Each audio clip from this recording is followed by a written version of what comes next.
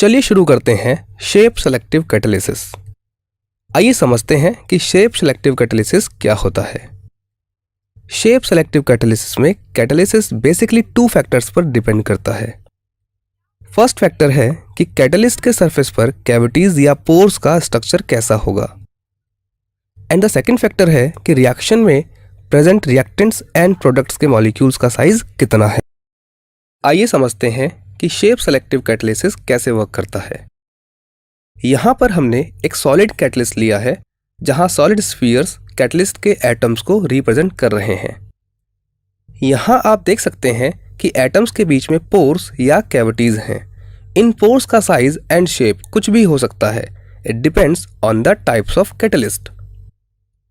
अब यहाँ 2 different gaseous molecules show किए गए हैं, molecule A and molecule B. हम देख सकते हैं कि गैसियस मॉलिक्यूल्स ए का साइज मॉलिक्यूल बी से थोड़ा कम है। अगर बी मॉलिक्यूल कैटलिस्ट के सरफेस पर रिएक्शन करने के लिए आता है तो हम देख सकते हैं कि मॉलिक्यूल बी कैटलिस्ट की कैविटी में फिट नहीं हो रहा है, इसलिए इस केस में कोई भी कैटालिटिक एक्शन देखने को नहीं मिलेगा। ऑन दी अदर हैंड, अगर मॉलिक्यूल ए रिएक्शन करने के लिए कैटलिस्ट के सरफेस पर आता है तो आप यहां देख सकते हैं कि मॉलिक्यूल ए कैटलिस्ट की कैविटी में फिट हो गया है, इसलिए यहां पर कैटलिस्ट का कैटालिटिक एक्शन देखने को मिलेगा।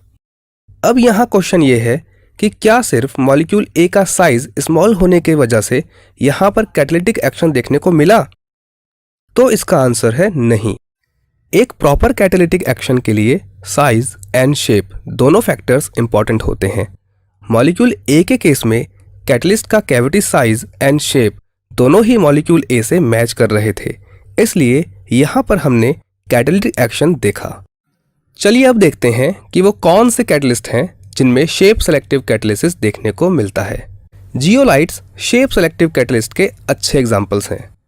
यहाँ 2 इंपॉर्टेंट क्वेश्चन अराइज होते हैं। द फर्स्ट इज जियोलाइट्स क्या होते हैं, एंड द सेकेंड इज कि जियोलाइट्स शेप सेलेक्टिव कैटालिसिस क्यों शो करते हैं। चलिए समझते हैं कि जियोलाइट्स क्या होते हैं।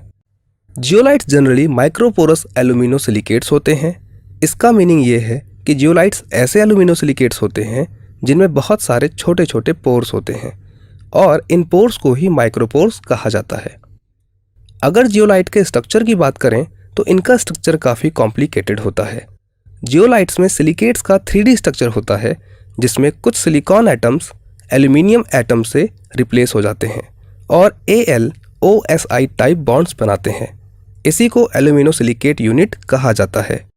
अब देखते हैं कि जियोलाइट्स शेप सेलेक्टिव कैटालिसिस क्यों शो करते हैं।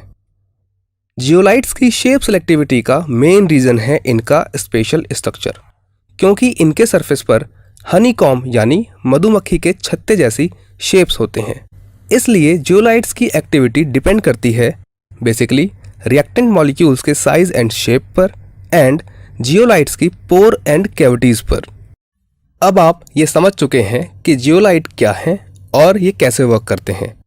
चलिए अब जियोलाइट के इंपॉर्टेंट कैटालिटिक यूजेस देख लेते हैं। आज जियोलाइट्स की कैटालिटिक प्रॉपर्टीज का सबसे ज़्यादा यूज पेट्रोकेमिकल इंडस्ट्रीज में हो रहा है। पेट्रोकेमिकल इंडस्ट्रीज में जियोलाइट का यूज किया जाता है बेसिकली क्रैकिंग ऑफ हाइड्रोकार्बन्स में एंड एल्कोहल्स को गैसोलीन में कन्वर्ट करने में। चलिए अब एक कॉन्सेप्ट टेस्ट कर लेते हैं। इस क्वेश्चन में कहा गया है कि एक इंपॉर्टेंट जियोलाइट का नाम और उसके इंडस्ट्रियल इंपॉर्टेंस बताओ। अब आप इस वीडियो को 1 मिनट के लिए पॉज कीजिए और इस क्वेश्चन का सॉल्यूशन सोचिए। आई होप आपने इस क्वेश्चन का सॉल्यूशन सोच लिया होगा। चलिए अब इस क्वेश्चन को सॉल्व कर लेते हैं।